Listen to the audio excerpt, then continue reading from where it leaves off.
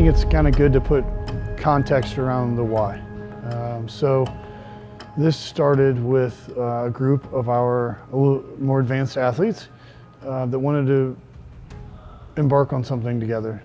We knew after the scores were finalized that a good percentage, that everybody that tried to do the workouts was going to qualify.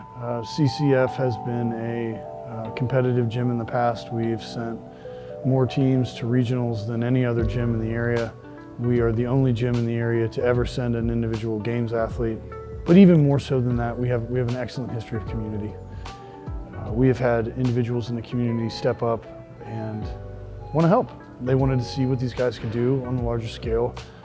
So we received a good amount of sponsorship dollars. And knowing that going into it, I wanted to give these guys the best experience that they could. D-Squared Performance Centers. They stepped up and played an integral role in giving us the ability to make this happen for the athletes. Another great vehicle that allowed us to do it, Iron and Ice Consulting stepped in. They helped us with all the remaining, I guess, liabilities, you could say. So we got everything together. We got everyone, we had 5 athletes, 3 coaches, took everybody down to Texas. We had a very, very nice setup once we got there. Nice little spread. We got down there, great. We got set up. We had a full day of kind of acclimation and training, which segued into our first day of events on Friday. Going into Friday, we had the beginnings of what would we affectionately known as the stomach bug that would run through the house. We can only control how we respond, and I can personally say that I am immensely proud of every single one of the athletes by the way they dealt with it, by the way they held their composure, by the way they held their heads as high as they possibly could, and the way that they grinded through the events.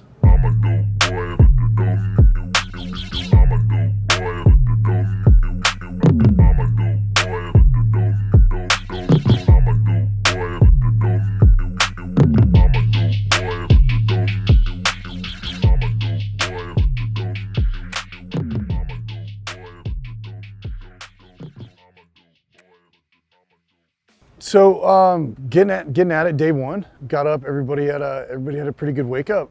Got some breakfast going for everybody, got them fed. Come to find out, Kevin's not feeling too hot. Got a little bit of stomach issues we're working through. Got it loaded up. Enough people, had a minivan, followed by a sedan. Got here real quick, about mid-athlete check-in. Pretty easy process getting in, ticketed, banded, got into the venue, got the athletes transitioned in pretty seamlessly. Then we all gathered together for our athlete briefing. Chop wood, carry water. It's gonna be a good one. The warm-up area was really crowded. They're trying to get a bunch of people stacked, ready to go at the same time. Well, you have 10 minutes, which is nice, between heats. There was a lot of people moving around. I knew for sure, I wanted to jog a little bit, I wanted to stretch a little bit, I wanted to hop on the rower. Once you pass that area and you get into the warm-up area, that's when things get a little more surreal. You start sizing everyone up. Really, you hear 3, 2, 1, like your heart starts racing. You're like, here we go, it's go time. 3, 2, 1, go. And as soon as they say go, it's like every thought in your head just goes away. Like your game plan, like it's just, you fall back on your training, you get on the rower and you just start rowing. And you give it 10 quick pulls, and then you see a number that's way faster than you were planning on rowing, and you're like, no, we need to slow down here. Okay, what's a good pace? And I knew in my mind, like, okay, this is where I need to be. And I started, and I was like, you're going way too fast, honey. this is way too fast. And so, like, I had to mentally allow myself, like, I know it's a competition, but you're not gonna win it here. This is not where you make the time. So then you settle into your pace, and you just try to stay mentally active for the 6 or 7 minutes that you're sitting on that rower and just hold the pace. And then we got to this last like 250 and my brain's like, it's time to sprint, let's go. It was like a mental game, not to just sprint those last 250 because that's what we're ingrained to do. But I knew like I had to have my breath when I went out. Louisa came out just, dude, came off that rower so composed. Everyone else, like, you can kind of see it somebody comes off a rower into a run and their shoulders are all pulled up, it's like, you're already cooked. Dude, she came out shoulders down, relaxed, good stride, steady breathing. That makes my job so easy.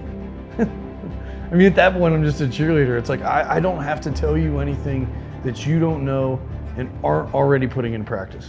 You know, I think I ended up being the third one off the rower, following the gals out and go right to those dumbbells. And we grab them, we start going, and it was like, you hold on for as long as you can.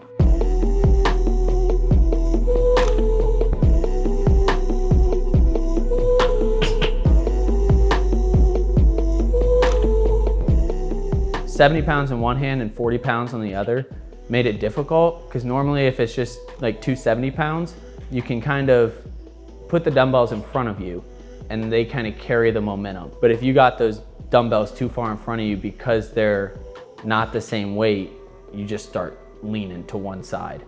And so if you wanted to pick up speed, you had to do it with your legs, which just blew up your calves. I'm watching ahead of me, a lot of guys are ahead of me, and they just start setting them down. I was like, oh crap, like, oh, this is gonna get spicy. When I get up to that point, like I'm gonna try not to set it down there.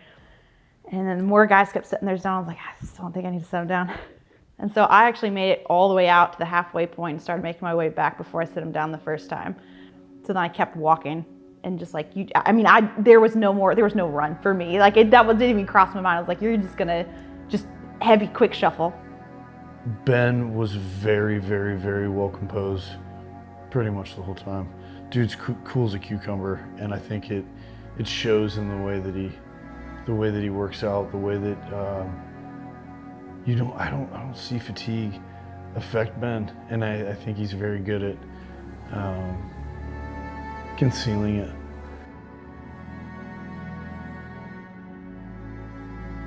Well, the first challenge with the run is when you have those dumbbells, your steps are really short.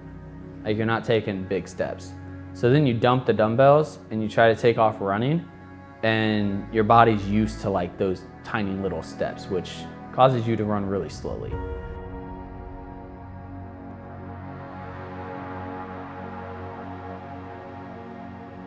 I want to say it was probably a quarter mile, maybe a half mile by the time we made it to the worst part of the run, which was they had us run through a muddy field.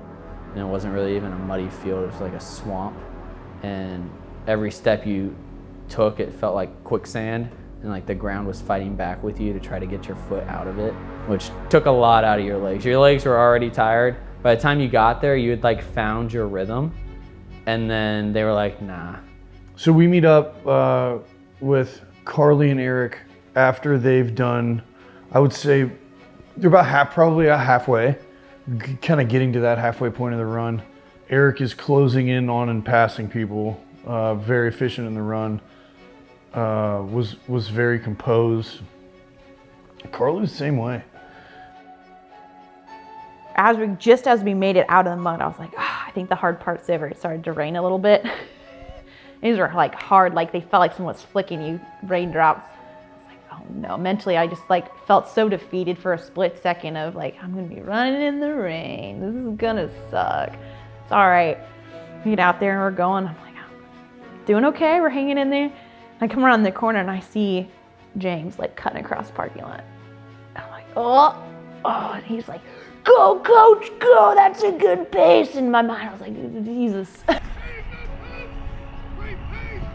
Oh, okay. Like, is he saying I got a good pace because I got a good pace, or is he just being encouraging? I didn't want to get to the end of the race and feel like I had stuff left.